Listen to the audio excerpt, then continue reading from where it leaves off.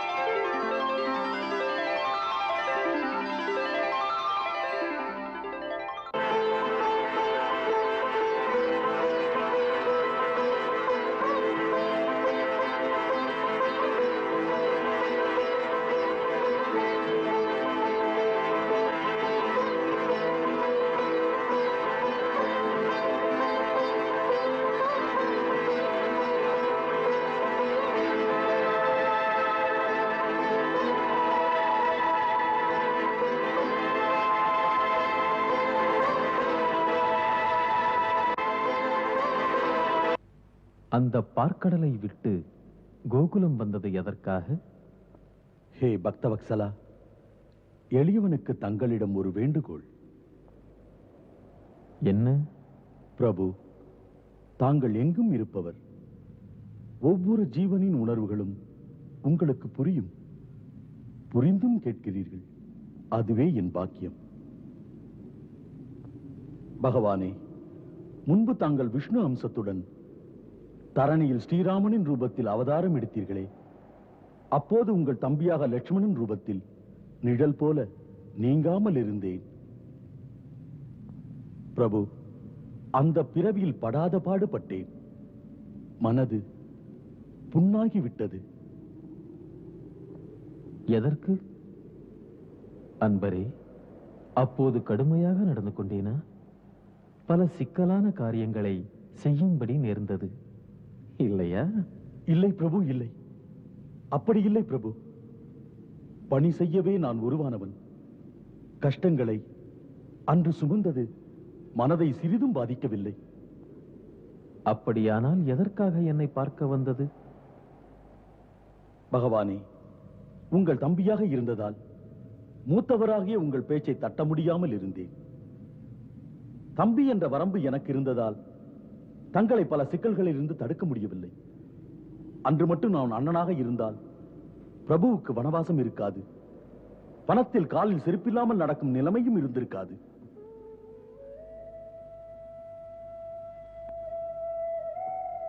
பிரபு, தாமரை போன்ற தங்கள் பாதம் கல்லிலே நடப்பதைக் கண்டு அப்போது என் நெஞ்சிலே வேதனை என்ற முள் குத்தியது.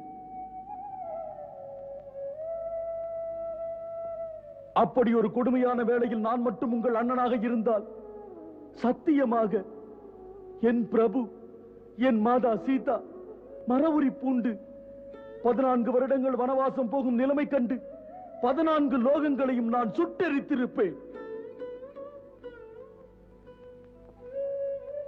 ஆகையால் பிரபு, பணிவுமிக்க என் பிரார்த்தனை, இந்த முறை தாங்கள் அவதாரம் எடுக்கும் போது அன்று தம்பியாக இருந்த என்னை தமது அண்ணனாக பிறக்க வையுங்கள்.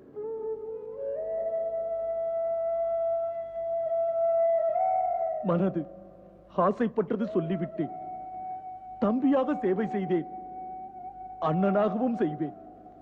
என்னை மாதா தேவகியின் 7வது கர்ப்பத்தில் குழந்தையாக்கி விடுங்கள்.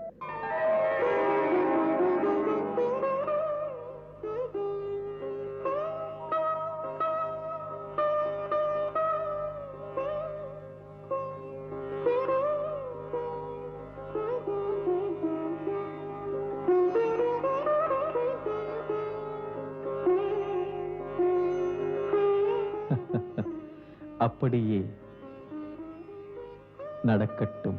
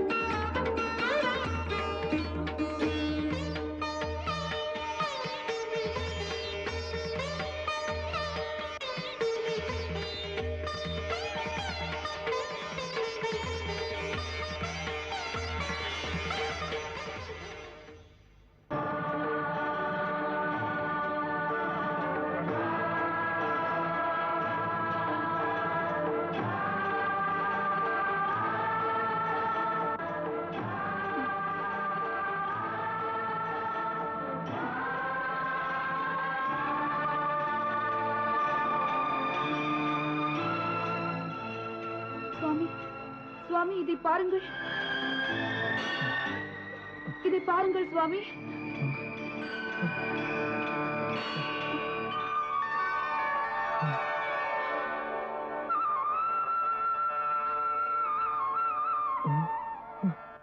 இது இது என்ன இது ஜோதி? என்ன இது? ஆம் சுவாமி, அதிசயத்தை பாருங்கள். இந்த ஜோதி என் கர்ப்பத்தில் புகுந்த மாதிரி எனக்கு ஒரு உணர்வு.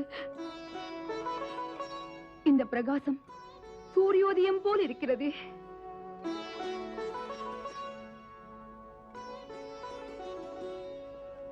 தேவி, என்ன இது? அற்புத ஜோதி பிரகாசம். இதுதான் 7வது பிள்ளையின் அடையாளமா?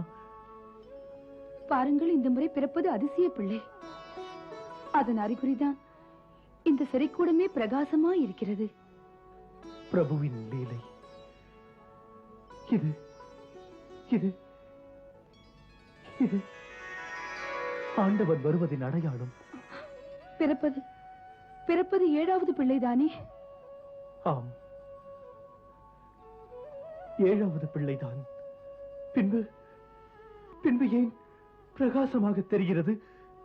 தேவி, தேவி, இந்த அதிசயத்தை மறைத்து விடுவோம் இந்த அதிசயத்தை தேவி. யாரும் பார்க்க கூடாது. இதை யாரும் பார்க்க கூடாது. இந்த அதிசயத்தை, இந்த பிரகாசத்தை மறைத்து விடுவோம் தேவி. சுவாமி,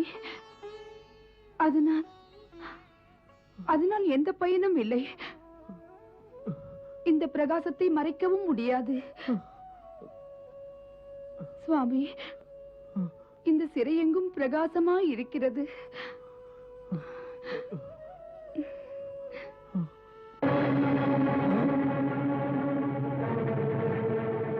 அட, இது என்ன அதிசயம்?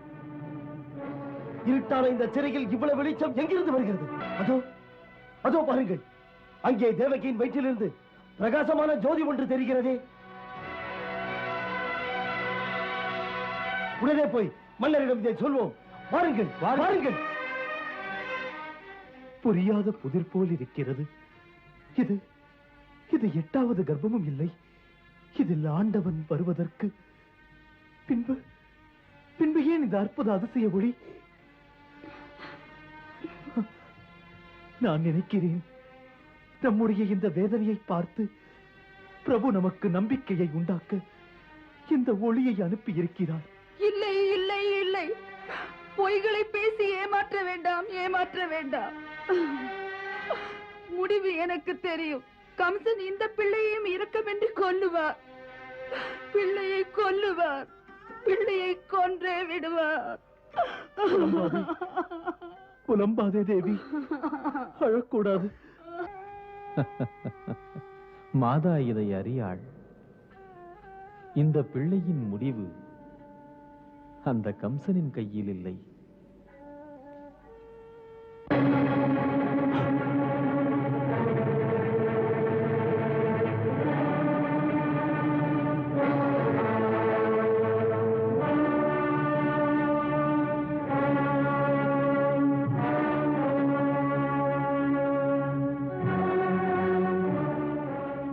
நிஜம்தானா? தேவகியின் வயிற்றின் மீது பிரகாசம் தெரிகிறதா? இதை நம்ப முடியாது. இதை நம்பவே முடியாது.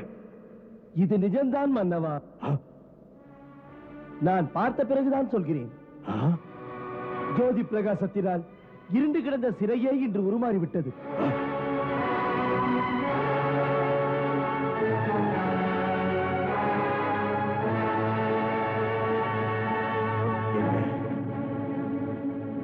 இது நிஜம்தானா?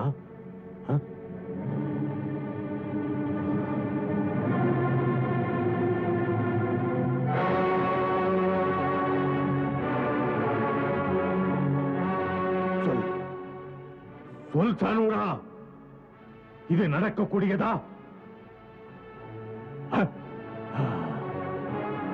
இது ஏதோ மாயாவியின் விளையாட்டு.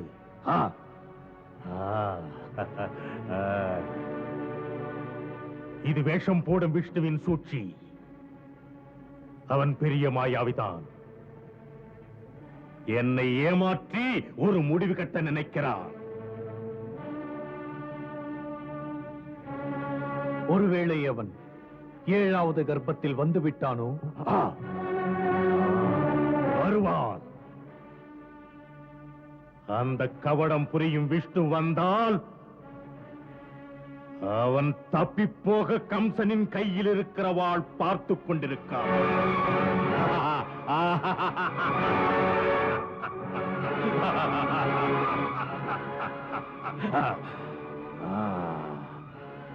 தனுரா, நான் போய் பார்க்கிறேன்.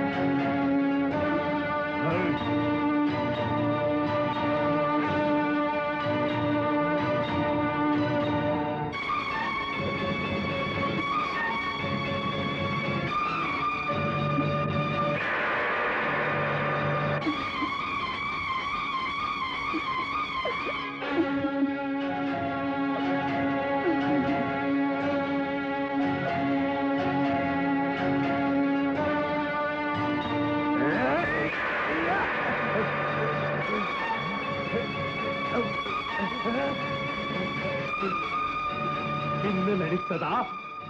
மாய ஒளியா? பார்வையே தெரியவில்லையே, ஒன்றுமே தெரியவில்லையே. தனுரா, தனுரா, நீ எங்கே போய்விட்டார்? மன்னவா, மன்னவா, பயம் எதற்கு? தனுரா, என்னை வெளிச்சத்திற்கு கொண்டு போ. பார்க்கும் இடமெல்லாம் இருட்டு. என்னை வெளிச்சத்திற்கு கொண்டு போ தனுரா. பாம்பு பயங்கரமானது, என்னை கடிக்க வருகிறது. சந்தேகமில்லை, இது விஷ்ணு அனுப்பிய பாம்புதான். என் கண்களை கொத்த வருகிறது சானூரா. என்னைத்தான் கொத்த வருகிறது சானூரா. என்னை வெளிச்சத்திற்கு கொண்டு போ. என்னை விட்டு எங்கேயும் நீ போய்விடாதே சானூரா.